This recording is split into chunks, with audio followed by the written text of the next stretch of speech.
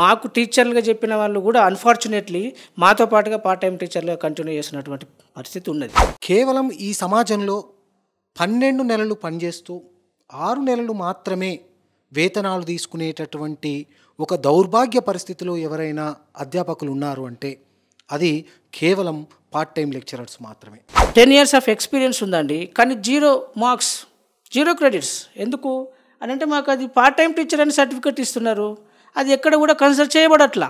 వచ్చి చూస్తే వాళ్ళ జాబ్ ఉంటుందా అంటే ఉంటుందో ఉండదో కూడా చెప్పలేము. వెళ్ళడానికి మా దగ్గర లేవు.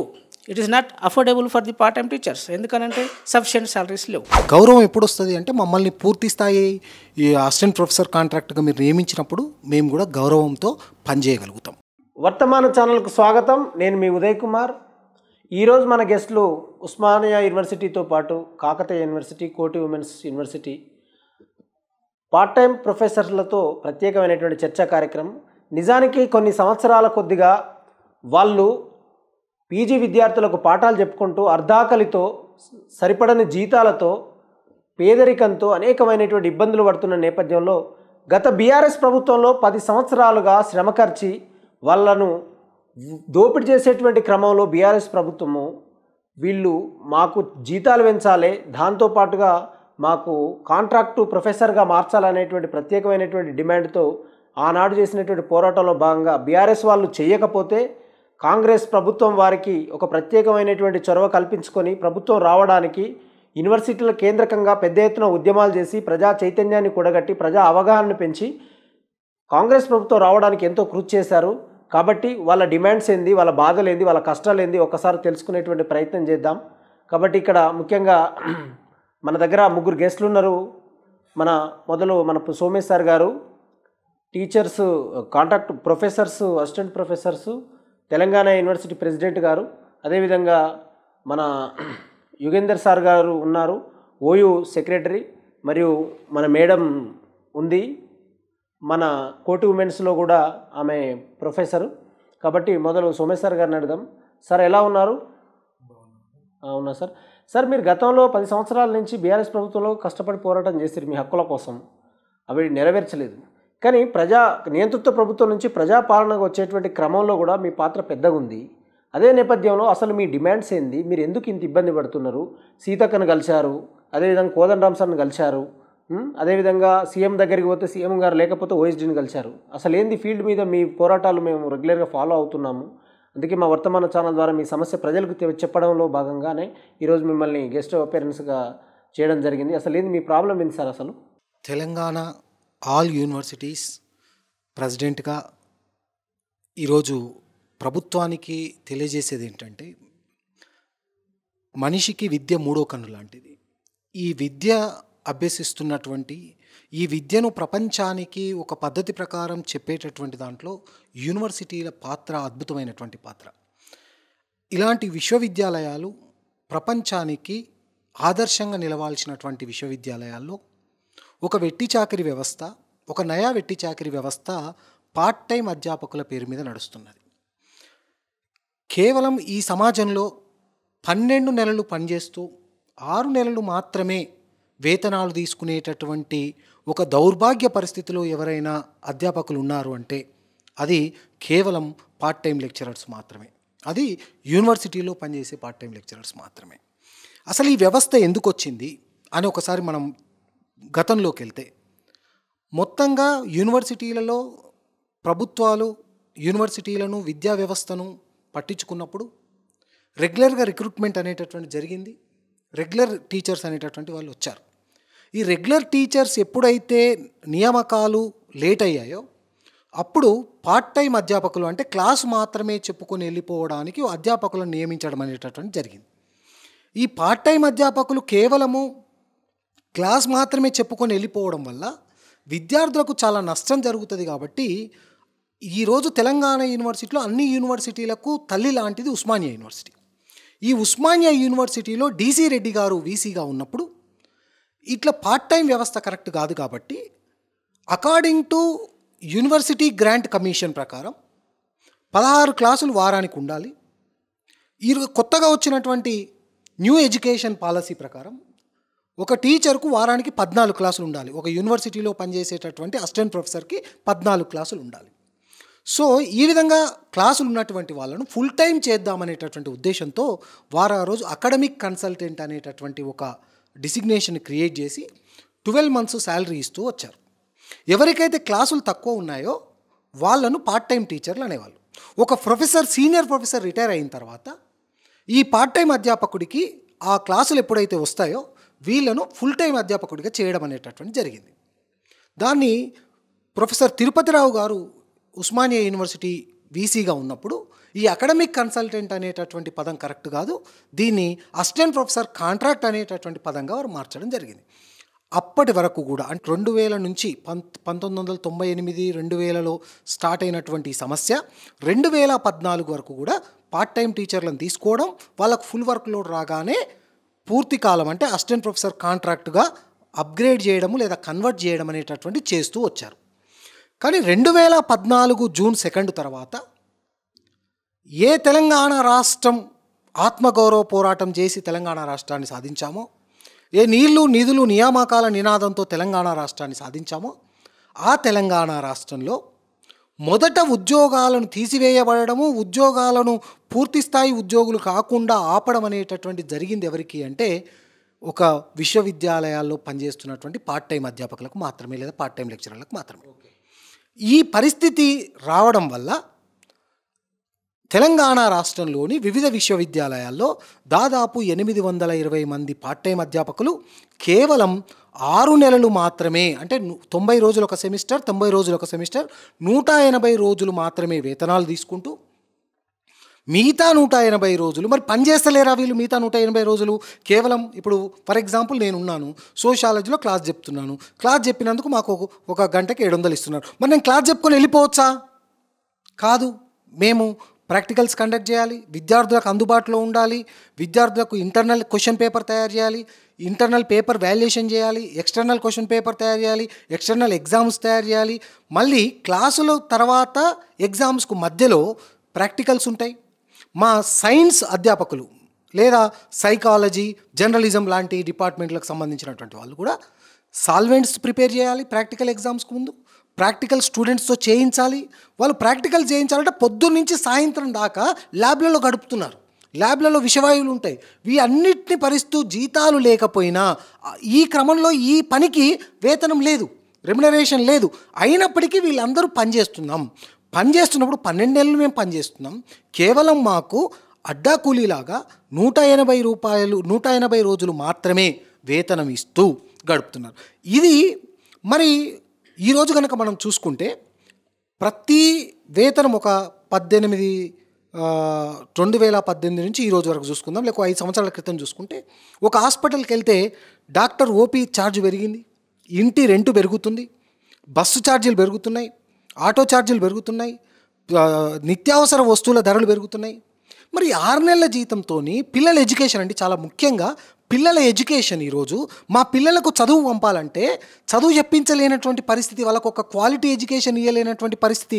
పిల్లలను చాలామంది పార్ట్ టైం అధ్యాపకులు ఈ నర్సరీలో వేయాలంటే ఇప్పుడే ఎందుకులే, ఇప్పుడు వేస్తే మనం ఫీజు కట్టలేనటువంటి పరిస్థితి ఉంది కదా, ఇంకో సంవత్సరం తర్వాత వాళ్ళకి ఎడ్యుకేషన్ స్టార్ట్ చేద్దాం అనేటటువంటి ఒక దౌర్భాగ్య పరిస్థితికి ఇలా పార్ట్ టైం అధ్యాపకులు నెట్టబడుతున్నారు. కాబట్టి ఈ 2014లో టీఆర్ఎస్ ప్రభుత్వము మమ్మల్ని పూర్తిస్థాయి అసిస్టెంట్ ప్రొఫెసర్ కాంట్రాక్ట్ కాకుండా ఆపడం వల్ల మేము ఆ నియంతృత్వ ప్రభుత్వం, ఇది ఎట్లాంటి అంటే అదొక జీవో కాదు, ఒక సర్క్యులర్ కూడా కాదు, ఓన్లీ కేవలం ఒక లెటర్ను చూపిస్తూ దాన్ని సాకుగా చూపిస్తూ దీన్ని ఆపడం జరిగింది. కాబట్టే మేము నియంతృత్వ ప్రభుత్వం పోవాలి, ఒక ప్రజాపాలన రావాలి, ఆ ప్రజాపాలనలో మా సమస్య పరిష్కారం కావాలని చెప్పేసి నియంతృత్వ పాలనను దింపడము, ప్రజాపాలనను తీసుకురావడానికి మా వంతు కృషి మేము చేయడం జరిగింది. అయితే ఈ ప్రజాపాలనలోనైనా మా సమస్యను మీరు ఎలాగైతే ప్రగతి భవన్ గేట్లు కూల్చారో, అక్కడ ప్రమాణ స్వీకారం జరుగుతుంటే ఇక్కడ ప్రగతి భవన్ గేట్లు ఎట్లయితే కూల్చారో, అదేవిధంగా ఆ ప్రభుత్వం ఇచ్చినటువంటి ఆ లెటర్ను రద్దు చేసి వెంటనే ఈరోజు 12 నెలలు పనిచేస్తూ 6 నెలలు మాత్రమే జీతాలు తీసుకుంటూ అర్ధాకలితో అత్యంత గోసతో ఏ రోజు కూడా 6 గంటలు నిద్ర పట్టకుండా కలలో కూడా నిద్రపోయేటటువంటి పరిస్థితి లేదు. అనుక్షణం ఇంట్లో సమస్యలు, బయట సమస్యలు, ఆత్మగౌరవ సమస్య ప్రధానంగా. ఈరోజు వాట్సాప్ వచ్చిన తర్వాత, సోషల్ మీడియా వచ్చిన తర్వాత స్టూడెంట్స్ కూడా తెలుస్తుంది, సార్ మీరు పార్ట్ టైం అట కదా అనగానే ఒక చిన్న చూపు విద్యార్థికి కానీ, తోటి అధ్యాపకుల దృష్టిలో కానీ, యూనివర్సిటీ దృష్టిలో కానీ ఒక చిన్న చూపుతో మేము చాలా ఆత్మగౌరవ సమస్యను ఎదుర్కొంటున్నాం. మీరు పడుతున్న బాధ, కష్టం, మీ కన్నీటి దుఃఖము అంతా కూడా ప్రత్యక్ష సాక్ష్యంగా చూస్తున్నటువంటి సందర్భాలు ఉన్నాయి కాబట్టి ఓకే సార్, మళ్ళీ మీ దగ్గరికి వస్తాము. సార్ మీరు చెప్పండి, మీరు ఉస్మానియా యూనివర్సిటీలో పార్ట్ టైం ప్రొఫెసర్కి ఓయూ ప్రెసిడెంట్, సెక్రటరీ కాబట్టి మీరు 10 సంవత్సరాల పాలనలో మీరు అనుభవించినటువంటి బాధ నిజంగా సోమే సార్ చెప్పినట్టుగా అసలు మీరు ఇప్పుడు ప్రజాపాలన పేరు మీద మీరు పడుతున్న దుఃఖము, బాధ, ఆవేదన ఏంది అసలు? నిజంగా ఇప్పుడు ఆ ప్రభుత్వం చేయలేదు, మరి ఈ ప్రభుత్వం చేస్తాను గెలిపించేటువంటి క్రమంలో మీరు మినిస్టర్స్ని కూడా కలిసిరు కాబట్టి మరి వాళ్ళ రెస్పాన్స్ ఏంది? అసలు చేస్తామన్నారా లేదా? అసలు వాళ్ళ యొక్క అభిప్రాయాలు ఏంటి సార్? మీరు చెప్పండి యోగేందర్ సార్. ముందుగా వర్తమానం వీక్షకులకు నమస్కారం. మనము తెలంగాణలోని అన్ని యూనివర్సిటీలలో పనిచేస్తున్నటువంటి పార్ట్ టైం టీచర్ల సమస్యలను గురించి ఒకసారి మనం ఆలోచిస్తే, ముఖ్యంగా మన మిత్రుడు సోమేష్ సార్ చెప్పినట్లుగా చాలా విషయాలు ఉన్నాయి. దాంట్లో పార్ట్ టైం టీచర్లు ఏ విధంగా అకాడమికల్గా నష్టపోతూ ఉన్నారు అంటే, కేవలం శాలరీస్ తక్కువగా ఉన్నాయి, మేము చాలా ప్రాబ్లమేటిక్గా లైఫ్ని లీడ్ చేస్తున్నాం అనే విషయం ఒక సైడ్ అయితే, నాణానికి ఒకవైపు అయితే, ఏ ఉద్యోగి అయినా కూడా తన వ్యక్తిగతమైనటువంటి ప్రొఫెషనల్ డెవలప్మెంట్ అనేది కంపల్సరీ ఉంటుంది. ఇప్పుడు ఒక టీచర్కు ప్రమోషన్ ఉంటుంది, లేదంటే సాలరీ ఇంక్రిమెంట్స్ ఉంటాయి, అలవెన్సెస్ ఉంటాయి, ఇవన్నీ వస్తాయి. దీంతోపాటు ఒక ఐడెంటిటీ, రికగ్నిషన్, ఒక సెల్ఫ్ రెస్పెక్ట్తోని ఒక కాన్ఫిడెంట్గా లైఫ్ని లీడ్ చేసే పొజిషన్ అనేది కంపల్సరీ ఉంటుంది. కానీ యూనివర్సిటీలలో అన్ఫార్చునేట్లీ ఎలాంటి సిచ్యువేషన్స్ ఉన్నాయనంటే, గత 20 సంవత్సరాల నుంచి 15 సంవత్సరాల నుంచి బిఫోర్ స్టేట్ ఫార్మేషన్ నుంచి కూడా, అంటే మేము చదువుకునే స్కాలర్స్గా పిహెచ్డీ చేస్తున్నటువంటి టైం ఉన్నప్పటి నుంచి మొదలుపెట్టుకొని అంతకు ముందు నుంచి మాకు టీచర్లుగా చెప్పిన వాళ్ళు కూడా అన్ఫార్చునేట్లీ మాతో పాటుగా పార్ట్ టైం టీచర్లుగా కంటిన్యూ చేస్తున్నటువంటి పరిస్థితి ఉన్నది ఉస్మానియా ప్లస్ అన్ని యూనివర్సిటీస్లలో. సో ఇది ఏ రకమైన నష్టాన్ని కలుగజేస్తుంది అకాడమికల్గా అంటే, ఇప్పుడు హైయర్ ఎడ్యుకేషన్లో ముఖ్యంగా 2 రకాల స్ట్రీమ్స్ ఉంటాయండి మనకు. ఒకటేమో పిల్లలకి క్లాస్ చెప్పడం, పాఠాలు చెప్పడం, జ్ఞానబోధ చేయడం. రెండవది రీసెర్చ్. యూనివర్సిటీలకు ఉన్నటువంటి మెయిన్ రెస్పాన్సిబిలిటీస్ ఇవి అకాడమికల్గా. సో ఒక టీచరు పాఠం చెప్పడం మాత్రమే కాకుండా ఒక టీచరు రీసెర్చ్ కూడా చేయాలి. ఎందుకంటే research will give the results for the social construction, ఏదైనా కానీ పాలసీ మేకింగ్లో కానీ, సోషల్ డెవలప్మెంట్లో కానీ, ఎకనామికల్ డెవలప్మెంట్, అన్ని విధాలుగా దేశం అభివృద్ధి చెందాలంటే దేశంలో రీసెర్చ్ అనేది కంపల్సరీ ఉండాలి. సో కాబట్టి మేము రీసెర్చ్లో వెళ్ళాలనంటే మేము తీసుకునేది పార్ట్ టైం టీచర్లుగా 6 నెలలు 7 నెలల శాలరీ ప్లస్ మేము వర్క్ చేసేదేమో 12 మంత్స్. మాకు ఇన్సఫిషియెంట్ శాలరీస్ ఉన్నాయి, సరైనటువంటి సాలరీస్ లేకపోవడం వల్ల ఇప్పుడు వేరే అదర్ స్టేట్స్లో కానీ అదర్ కంట్రీస్లో కానీ సెమినార్స్ కండక్ట్ అయితే, అంటే మా సబ్జెక్ట్ రిలేటెడ్గా very close to our research అంటే ప్రతి టీచర్కి ఒక స్పెషలైజ్డ్ ఏరియా ఉంటుంది. ఆ ఏరియాస్లలో మేము ఇంకొంచెం బెటర్గా కావాలా, ఇంకా స్టూడెంట్స్కి మంచిగా పాఠాలు చెప్పాలంటే మేము డెవలప్ కావాలా ఇంకా ఇండివిజువల్గా. ఎట్లా? రీసెర్చ్ ఓరియంటేషన్లో దానికి సెమినార్ ప్రజెంటేషన్స్లు ఇవ్వాలి. ఒక స్టేట్కి పోవాలి, ఢిల్లీకి వెళ్ళాలా, లేదంటే బాంబేకి వెళ్ళాలా, ఇంకా కోల్కతాకి వెళ్ళాలా, వేరే స్టేట్స్కి వెళ్ళాలా. వెళ్ళడానికి మా దగ్గర లేవు. It is not affordable for the part time teachers. ఎందుకనంటే సఫిషియెంట్ సాలరీస్ లేవు. అంతేకాకుండా రీసెర్చ్ ఆర్టికల్స్ రాయాలా, టైం సరిపోవట్లేదు, ఆడ ఫుల్ టైం చేస్తున్నాం, ఇక్కడ మనీ లేదు. రెండవది అంటే పబ్లిష్ చేసుకోవాలి. ఇప్పుడు ఏ పబ్లికేషన్ చూసుకున్నా కూడా వినో వెరీ వెల్, మనకు చాలా స్పష్టంగా తెలుసు దానికి కొంత టైం కేటాయించాలా, కష్టపడాలా, డబ్బులు కూడా కావాలా. And at the same time books publish చేసుకోవాలా. మాకు సైన్స్ వాళ్ళే కనుక తీసుకుంటే వాళ్ళు ల్యాబొరేటరీస్లో పనిచేయడానికి వాళ్ళకి ఎక్విప్మెంట్ కావాలా, వాళ్ళకు కెమికల్స్ కావాలా, పేటెంట్స్ కోసం అప్లై చేసుకోవాలనుకుంటే కూడా వాళ్ళకు సఫిషియెంట్ మనీ కావాలి. ఇలాంటి సమస్యలు చాలా ఉన్నాయి. అండ్ మోర్ ఓవర్ 20 years నుంచి 15 years నుంచి గత 10-15 సంవత్సరం చేస్తున్నటువంటి వాళ్ళకి కనీసం 1 సంవత్సరం అకాడమిక్ టీచింగ్ ఎక్స్పీరియన్స్ ఇచ్చినటువంటి సందర్భాలు ఎక్కడా లేవు. పార్ట్ టైం టీచర్గా పనిచేస్తున్నాను అంటున్నాం. మేము చాలా వేరియస్ పార్ట్స్ ఆఫ్ యూనివర్సిటీస్కి వెళ్తున్నాం. ఇప్పుడు ఢిల్లీ కానీ, బాంబే కానీ, రకరకాల ఈవెన్ ఐఐటీస్లలో ఇంటర్వ్యూ చేసి వచ్చినాం. అండ్ ఒకవైపేమో నార్త్ సౌత్ కాంట్రడిక్షన్తో కొన్ని ప్లేస్లలో ప్రాబ్లం పెట్టుకుంటే, ఇంకో చోట మాకు ఎక్స్పీరియన్స్ సర్టిఫికేట్ని ఇన్వాలిడ్ సర్టిఫికేట్ అని చెప్పేసి, ఇప్పుడు నా ఎగ్జాంపుల్ తీసుకుంటే 10 years ఆఫ్ ఎక్స్పీరియన్స్ ఉందండి, కానీ 0 marks 0 credits. ఎందుకు అని అంటే మాకు అది పార్ట్ టైం టీచర్ అని సర్టిఫికేట్ ఇస్తున్నారు, అది ఎక్కడ కూడా కన్సిడర్ చేయబడట్లా. అంటే అకాడమిక్ డెవలప్మెంట్ లేదు, ఫైనాన్షియల్ సఫిషియన్సీ లేదు. దీనివల్ల చాలా దుర్భరమైనటువంటి పరిస్థితి. ఇందాక మా మిత్రుడు చెప్పినట్లుగా ఈవెన్ పిల్లలకి స్కూల్ ఫీజులు కూడా కట్టుకోలేనటువంటి పరిస్థితి. ఇంకా అకాడమికల్గానో రీసెర్చ్ ఓరియంటేషన్ ఎదిగే పరిస్థితి ఎక్కడదండి? అవును సార్, మీరు అన్నట్టు ఇంకొక ముఖ్యమైన విషయం ఏంటంటే, మీరు ఫర్ ఎగ్జాంపుల్ మీ జీతాలకే కాదు, మమ్మల్ని కాంట్రాక్ట్ చేయడం అనే కాదు, యూనివర్సిటీలలో రిక్రూట్మెంట్ లేదు, అకాడమిక్ స్టాండర్డ్స్ లేవు, పిల్లలకు ప్రొఫెసర్స్కి ఉండాల్సినటువంటి కమ్యూనికేషన్స్, మీకు రిక్రూట్మెంట్ ఉండి స్టాండర్డ్స్ ఉంటే ఆ టైం షెడ్యూల్ పెట్టి బయోమెట్రిక్ పెడితే ఒక విద్యలో ఉన్నతమైనటువంటి మార్పులు వస్తాయి. నిజంగా ఒక టీచరు, ఈ దేశ ప్రధాని, ఒక వార్డు నెంబర్ నుంచి ప్రధానమంత్రి, రాష్ట్రపతి కావాలంటే ఈ దేశానికి ఉపయోగపడేది టీచర్. కాబట్టి ఆ టీచరు ఆత్మగౌరవం దెబ్బతినేటట్లుగా ఇచ్చే శాలరీలో కడుపు నింపకుండా వాళ్ళని ఇబ్బంది పెడుతూ, అవమానిస్తూ, దుఃఖపడుతున్నటువంటి సందర్భాలు మనం అందరం చూస్తున్నాం. ఒక పార్ట్ టైం అసిస్టెంట్ ప్రొఫెసర్కి 700 అంటే వాళ్ళ పిల్లలకు ఎంత కష్టం అసలు. అది కూడా ఎప్పుడు ఉంటుందో ఎప్పుడు ఉండదో. ఫర్ ఎగ్జాంపుల్ ఇంకో ముఖ్యమైనటువంటి విషయం ఏంటంటే, అసలు ఇప్పుడు ల్యాబ్, ఇంటర్నల్, ఎక్స్టర్నల్ అయ్యేటప్పుడు అప్పుడు జీతాలే ఉండే అనేటువంటి సాక్ష్యము మనకు తెలుసు. కాబట్టి సార్, అదేవిధంగా యుగేందర్ సార్ మీకు ధన్యవాదాలు తెలియజేస్తున్నాం. అదేవిధంగా మనం ఇప్పుడు కోటు ఉమెన్స్ మేడము ప్రెసిడెంట్ మాట్లాడతారు, పార్ట్ టైము అసిస్టెంట్ ప్రొఫెసర్. మీరు మాట్లాడండి మేడం. ఏంటి అసలు మీరు ఒక మహిళగా ఉండి మీరు ప్రజా పోరాటాల్లోకి వచ్చేటువంటి క్రమంలో మీ పోరాటం కూడా మేము చూసినాం. కాబట్టి ఏదో తెలంగాణ రైతాంగ పోరాట వారసురాలుగా, అంటే చాకలి ఐలమ్మకు సంబంధించిన ఏదో సంస్థ ఉన్నట్టుంది మీది, అదే నేపథ్యం నుంచి మీరు పోరాటంలో పాల్గొంటారని తెలిసింది. మీరు మీ అభిప్రాయాలు చెప్పండి. అసలు ఏంది ఈ బాధ, ఏంది కష్టం, ఏంది మీరు అనుభవిస్తున్నటువంటి శోకం ఏంది, మీరు ఒకసారి మా వర్తమాన ఛానల్కి చెప్పండి. మొదటగా వర్తమానం ప్రేక్షకులందరికీ నమస్కారాలు. విద్యానామనరస్య రూపమధికం ప్రచ్ఛన్న గుప్తం ధనం. విద్య నేర్చుకున్నట్టయితే మనిషి యొక్క హోదా, మనిషి యొక్క లెవెల్స్, జ్ఞానం పెరుగుతుందని మనం వింటున్నాం కదా. మేమందరం కూడా అదే కోవలోకి చెంది ఆ విధంగా 10 సంవత్సరాలు ఎంఏ, పిహెచ్డీలు, పీజీలు అన్నీ చేసి ఒక మంచి టైంలో ఈ యొక్క ఇంటర్వ్యూల ద్వారా మేము అసిస్టెంట్ ప్రొఫెసర్ పార్ట్ టైంగా జాయిన్ అవ్వడం జరిగింది. అయితే మహిళా టీచర్లను ముఖ్యంగా తీసుకున్నట్టయితే, మహిళా టీచర్లు పాపం వాళ్ళకి మెటర్నిటీ లీవ్లు ఉండవు. వాళ్ళు 9th మంత్ ఎంట్రీ అయినప్పటికీ కూడా, ఇప్పుడు మా కాలేజీలో ఉన్నారు కాబట్టి నేను ప్రత్యక్ష సాక్షిగా చెప్తున్నా, వాళ్ళు 9th మంత్ ఎంట్రీ అయినాక కూడా వాళ్ళు వస్తున్నారు. ఎందుకంటే శాలరీ కట్ అవుతుంది.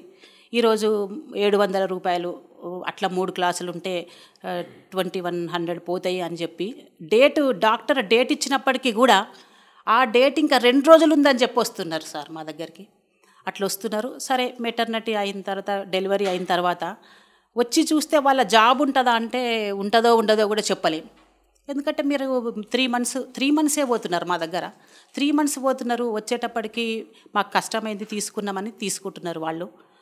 అట్లా వచ్చిన తర్వాత చూస్తే కూడా వాళ్ళకి ఉండట్లేదు సార్. అంటే జాబ్ సెక్యూరిటీ అనేది మహిళా టీచర్లకు అస్సలు పార్ట్ టైం వ్యవస్థలో లేదనే చెప్పాలి.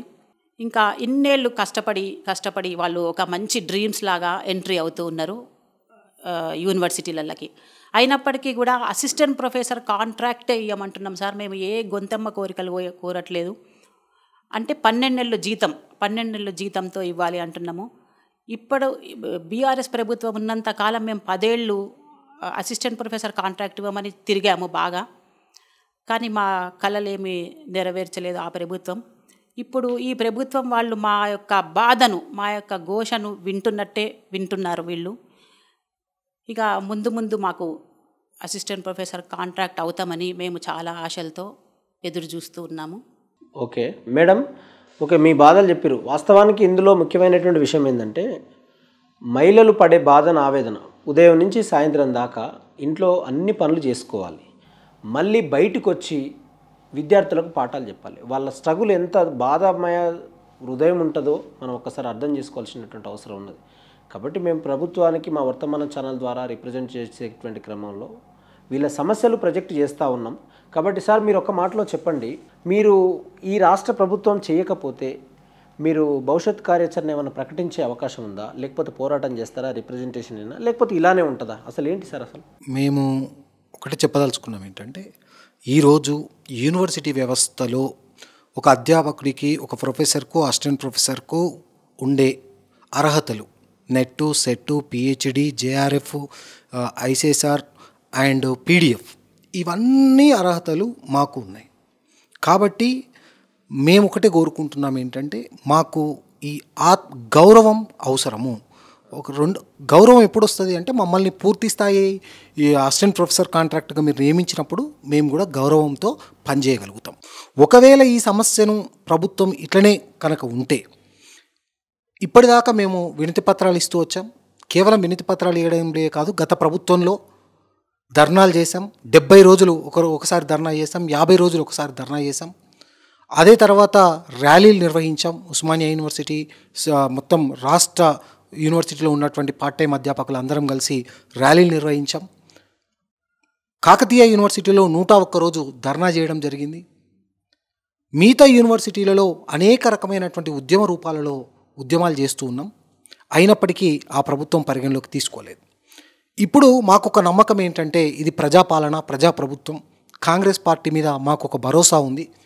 పార్టీ తమ మాటను నిలబెట్టుకొని, మాకు ఏదైతే మాట ఇచ్చిందో ఆ మాటను నిలబెట్టుకొని మమ్మల్ని అసిస్టెంట్ ప్రొఫెసర్ కాంట్రాక్ట్గా చేసి ఒక ఉద్యోగ భద్రత ఇచ్చి మమ్మల్ని కనీసం ఒక అధ్యాపకులుగా గుర్తిస్తుందని, గౌరవిస్తుందని భావిస్తున్నాం.